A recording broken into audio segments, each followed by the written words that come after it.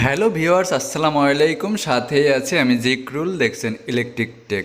তো বন্ধুরা, আজকে আপনাদের দেখাবো এসি, নতুন এসি কিভাবে আপনারা সেটিং করবেন। একবারে শুরু থেকে শেষ পর্যন্ত এই ভিডিওতে আমি দেখিয়েছি। ভিডিওটি না টেনে যদি আপনারা সম্পূর্ণ দেখেন তাহলে আপনারা, আশা করি আমার এই ভিডিও দেখে আপনারা নিজেরাই এই এসি সেট করতে পারবেন। এসি সেট করতে একদমই সিম্পলই জিনিস, মানে আসলে আমরা মনে করি অনেক কিছু, অনেকই, আসলে কিচ্ছু না, জাস্ট একটা ইনডোর একটা আউটডোর। তো বন্ধুরা দেখতে পারতেছেন, এটা হচ্ছিল ইনডোরের আপনার বেজ। এই বেজটি আগে সুন্দর করে ওয়ালে বসিয়ে, মানে সোজা আছে কিনা এটা দেখে, তারপরে আপনার বেজটি এইভাবে স্ক্রু দিয়ে, মানে ড্রিল মেশিন দিয়ে ফুটা করে স্ক্রু দিয়ে লাগিয়ে দিতে হয়।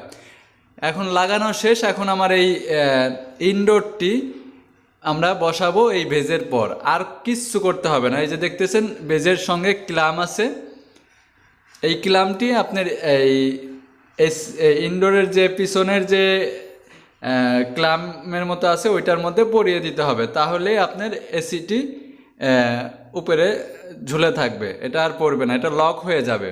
তো এই যে দেখতেছেন এই ভাই কিভাবে আপনি বসিয়ে দিচ্ছে, এইভাবে আপনারা বসিয়ে দিবেন।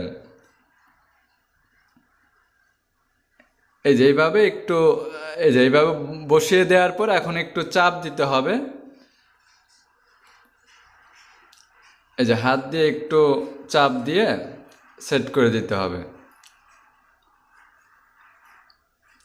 দেখতে পারতেছেন, এই যে এইভাবে করে একটু বসিয়ে দিবেন। এই যে এখন কিন্তু বসানো শেষ, তার মানে আমার ইনডোরের এসিটি বসানো শেষ, ইনডোরটি বসানো শেষ। এখন আমরা এই যে রয়্যাল বোর্ড দেখতেছেন, এই যে এটা হচ্ছিল এই 10 নম্বর রয়্যাল বোর্ড। আপনার 10 নম্বর 12 নম্বর ব্যবহার করতে পারেন। এই যে কিলামটি দেখতেছেন, এটা হলো আউটডোরে, আউটডোরটি বসানোর জন্য এখানে ক্লাম দিয়ে আপনার বসিয়ে দিতে হয়। এই ক্লাম রেডিমেড কিনতে পাওয়া যায়। তা বন্ধুরা, এই রয়্যাল বোর্ডগুলো ডিল করে রয়্যাল বোর্ড আগে লাগিয়ে নিতে হবে। আগে মাপটা দিয়ে, দাগটা দিয়ে, তারপরে আপনার সিদ্ধ করে তারপরে রয়্যাল বোর্ডটি লাগিয়ে দিতে হবে।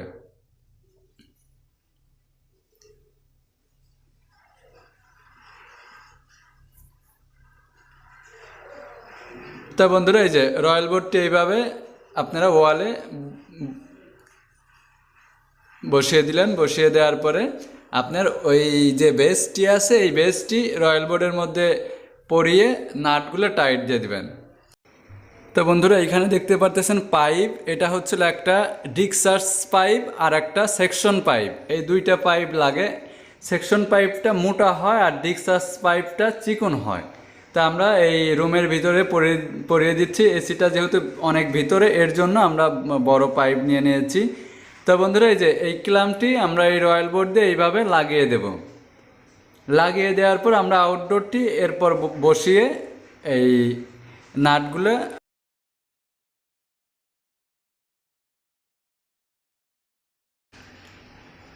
তা বন্ধুরা এই কাজটি বেশি একটা জটিল কাজ না আসলে।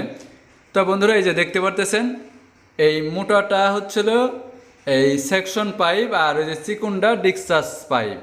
তা এখন এই যে এখানে ফেজ, নিউট্রাল আর আর্থিং তিনোটাই ব্যবহার করা হয়েছে। এই যে এখানে চিহ্ন দেওয়া আছে, এলতে ফেজ, এনতে নিউট্রাল আর আর্থিংয়ের ডট ডট দেওয়া আছে।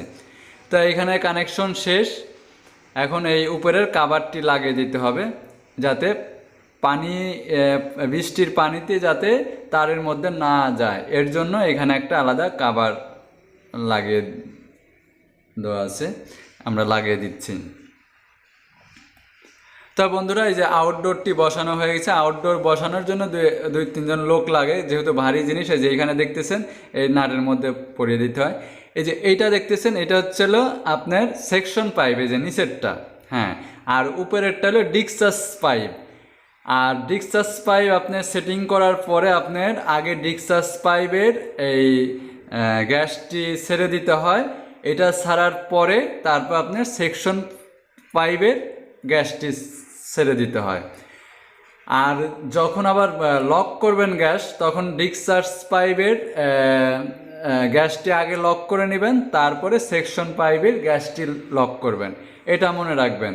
এই দুইটা জিনিস যদি আপনি ঠিক মতো করতে পারেন, তাহলে আশা করি আপনাদের আর কোনো সমস্যা হবে না। এটা ডিসচার্জ পাইপ আর নিচেরটা সেকশন পাইপ। এরপর আমরা পাইপ কিভাবে ফোল্ডিং করতে হয় দেখিয়ে দিচ্ছি। এই যে পাইপ কিভাবে কাটতে হয়, এই যে কাটিং দিয়ে আপনার এইভাবে ঘুরিয়ে ঘুরিয়ে আস্তে করে একটু চাপ প্রেশার দিতে হয় আর ঘোরাইতে হয়, প্রেশার দিতে হয় আর ঘোরাইতে হয়। এইভাবে করে আপনি এই যে পাইপটি কেটে নেবেন। কেটে নেওয়ার পরে এই যে এখানে দেখতে পারতেছেন, এই পাইপটি সরানোর জন্য আপনার এখানে একটা ডিভাইস ব্যবহার করা হয়েছে। তারপরে এই যে নোজ প্লাস দিয়ে একটু ফাঁকা করে নিতে হয়। তারপরে আপনার এই ডিভাইসের সঙ্গে আরেকটা ডিভাইস সেট করে আপনার এটা ঘুরাইলে আপনার ওই জায়গাটা ছড়ায়া যায়। ছড়ায় গেলে আপনি শীষ কাগজ মেরে নিতে হবে। শীষ কাগজ মেরে এই যে পরিষ্কার করার পরে যে এই ডিভাইসটা বসিয়ে আপনি এটা ঘোরাবেন, তখন এটা ছড়িয়ে যাবে। ছড়িয়ে গেলে তখন এই নাটটা এই গ্রুপে বসিয়ে আপনি টাইট দিবেন, আপনার এখান থেকে লিক হবে না। তো জাস্ট এইটুকুই কাজ এইখানে, আর কোনো এই জায়গা কাজ নাই। তো বন্ধুরা, ভিডিওটি ভালো লাগলে একটা লাইক দিবেন, আর আমার ইউটিউব চ্যানেলে যারা নতুন তারা সাবস্ক্রাইব করতে ভুলবেন না। আর এই ধরনের নতুন নতুন টিপস পেতে বেল বাটনে ক্লিক করবেন, যাতে আমি ভিডিও আপলোড দেওয়ার সাথে সাথে আপনারা নোটিফিকেশন পেয়ে যান। আর যারা ফেসবুক পেজে দেখতেছেন তারা পেজটিকে ফলো করবেন, লাইক করবেন, শেয়ার করবেন। আর আরেকটা কথা, আমার চ্যানেলে অনেকেই ভিডিও দেখেন কিন্তু সাবস্ক্রাইব করেন না। এখনও যারা আমার চ্যানেলটি সাবস্ক্রাইব করেন নাই তারা সাবস্ক্রাইবটি করে নেবেন, আর যারা করেছেন তাদেরকে অসংখ্য অসংখ্য ধন্যবাদ। তো বন্ধুরা, দেখতে পারতেছেন এই যে এখন এই দুইটা পাইপ এই নাটের সঙ্গে অ্যাড করে দেওয়া হচ্ছে, মানে জয়েন দিয়ে দেওয়া হচ্ছে। এই যে আমার সেকশন পাইপ শেষ, এখন আমি এই দেখতে পাচ্ছেন কিভাবে এটা লাগাইতে হয় আর কি।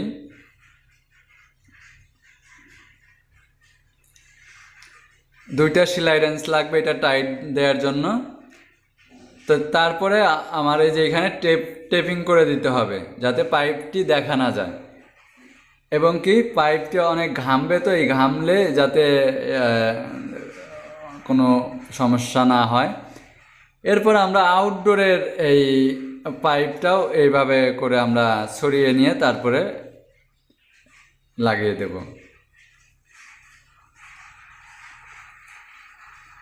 তো বন্ধুরা, আমার আউটডোরের কাজ শেষ, এখন আমার ইনডোরে চলে যাব। যেহেতু আমার এখানে সেটিংস করা হয়ে গেছে, এখন আমরা ইনডোরে যাই, আমরা সকেট পয়েন্ট লাগাবো। এটা দেখতেছেন 15 এম্পিয়ারের 3 পিন সকেট আর 1 গ্যাংয়ের পিভিসি বোর্ড। এই যে এখানে 15 এম্পিয়ারের লেখা আছে। আপনার যেহেতু 1.5 টনের এসি, আমার 15 এম্পিয়ার সুইচ লাগবে। এইখানে আমি এই যে সুইচ গ্যাং বোর্ডটি বসিয়ে দেব। আর এখানে আমরা তার ব্যবহার করছি 4RM। 4RM এর নিউট্রাল, আর্থিং, ফেজ, এই 3টে তার ব্যবহার করছি। যেহেতু এই ফ্রিজ এসিতে আপনার আর্থিং ব্যবহার করতে হয়। তা বন্ধুরা, আমরা এই স্ক্রু দিয়ে এই বোর্ডটি লাগিয়ে দিচ্ছি। যেহেতু আমার এখানে পয়েন্ট করা নাই, এই ক্ষেত্রে আমি এখানে আলাদাভাবে তার টেনে পয়েন্ট করে নিচ্ছি। তো বন্ধুরা, এখানে এই যে এলতে ফেজ আর এই যে আর্থিংয়ের ডট ডট দেওয়া আছে, আর এনতে নিউট্রাল, এইভাবে আপনারা লাল, কালো, সবুজ এইটা তারটি আপনারা এখানে পরিয়ে দিবেন। তারপর তার লাগানোর পরেও আমি আপনার আবার জুম করে দেখিয়ে দিচ্ছি।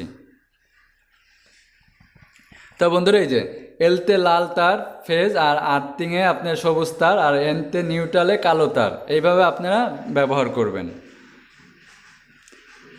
এরপরে আমি এই যে স্ক্রুটি লাগিয়ে দিচ্ছি।